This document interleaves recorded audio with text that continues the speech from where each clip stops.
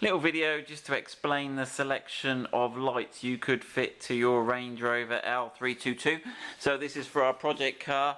Here he is rear lightless, but if your car looks something like this, this will cover all years from 2002 till 2013. So a little bit of a history lesson here.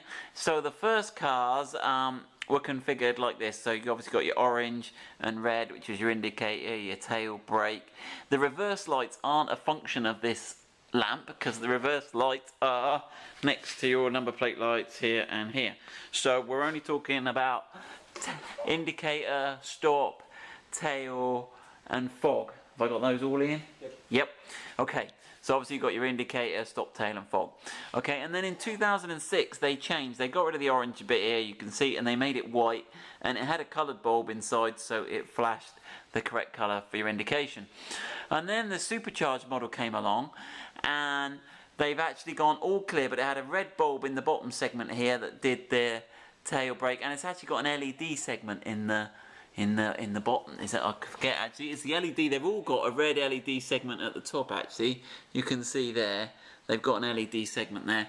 But the main colour, if you can see in the back there was a bulb sits there, and they had the special what they call diadem bulbs, which look sort of chromy, a little bit rainbowy, but they flash red at the bottom, and then orange at the top. Now we've actually produced our sort of stealth or tinted version of this light, and instead of the sort of background here being this sort of grey colour, we've changed it to black, and it sort of has a sort of carbon effect, if you like. And then the inner windows are tinted, just to give it a better look really, if you're into that, especially on a black car.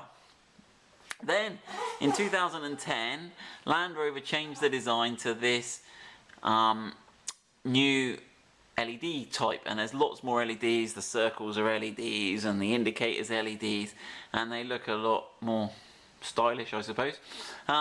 Point to note here, in 2010 they launched it, and the outer rim here was black, but the inner moulding was a sort of dark grey. This one here is actually, and then in 2012 they realised it looked a bit rubbish, so they actually changed it to have a black inside. That's a little bit nerdy, but if you crack a light and change it, and you've got a 2010 and you put a 2012 on, you will notice the difference just on the inside colour there. And that was the light that remained in production until 2013 when they stopped production. We have produced a sort of aftermarket version of this lamp, which has got these sort of smoked areas here. All the colours work correctly, but it just looks a little more aggressive in black. Again, especially if you've got a black car. So you can fit any of these lights, but the cut-off line is here. So these lights are a straight fit in the 2002 to 2006. If you want to retrofit these later lights, these two, in an earlier model, there are two areas you need to look at. Firstly is mechanical adjustment. So what is the difference there? We'll have a look at that in a minute. And then electrical. Right, let's do the mechanical one. Do you want to grab one of those, that end light there, Ian? And let's go and have a look. So it's quite simple, these rear lights. The video, there's just two screws to undo on the side when you drop the tailgate, which screw into those fittings there. One there.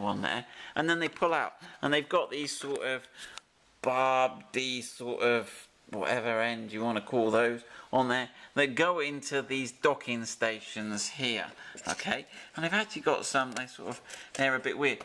Now, so that's that type, okay, but then the later type, if you grab me a later type, Ian, they've changed from that big sort of fat barb to this sort of sharpy pointed barb. And not only that, if we look to the side, you notice that you can see these sticking out, so they're not recessed.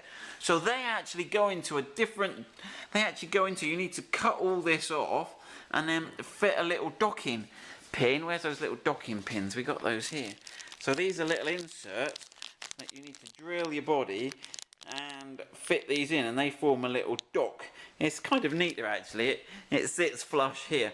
So I'll do a video, we'll put the link up here for how to do the mechanical adjustments to fit the later lights. The next thing is the electrical adjustments. Now let's just demonstrate this for you. So if we get a rear light, the later type, Plug's the same. You'll think, woohoo, lucky days. Just plug it in and it'll go.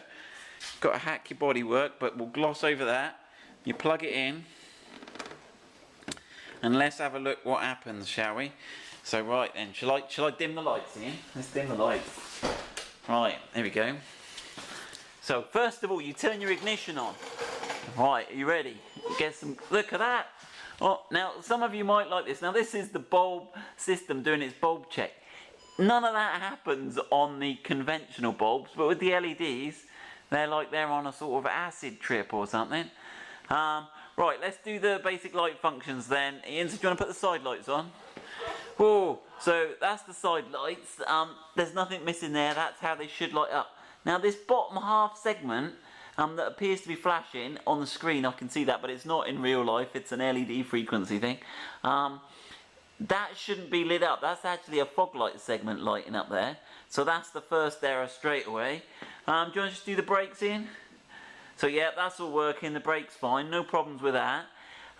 Indicator. Okay, now to note, this is a 2006 car and there are some differences. If your indicator flashes fast, you need to fit a resistor. But on our 2006 car, we don't need any resistor. Do you want to put the fog lights on, Ian? Take the brake off. Put the fog lights on. Off. Hold on. Yeah, you need your lights on, headlights on. Right, fog on, fog off, fog on. So there is something happening here. You can see some bright intensity. So you could maybe, depending how fussy your MOT tester was, get away with fitting those.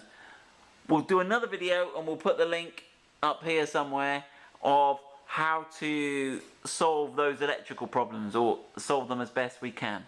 Alright, so good luck with your rear light choice.